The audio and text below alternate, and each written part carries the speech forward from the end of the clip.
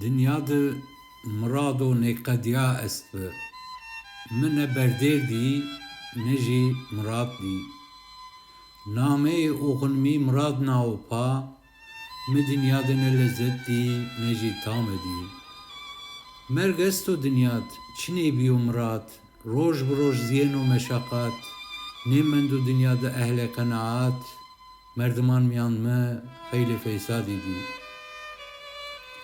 Kotî min textê nûşrevanê adîlî, Silêmanê morê xwe virada kamî, qanûna Resûlê Ekremê heq bî, peyên de her emrît mi feryadî dî.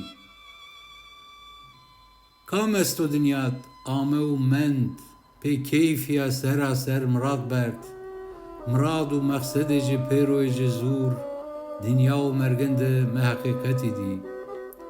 Dolabê do geyrin û çerx û bêbellî, avê da çexliyayîn arq û bêbellî, çi çînî Roşen û Veysel nerx û bêbellî, mi ne müşterî dî, ne hîsab dî.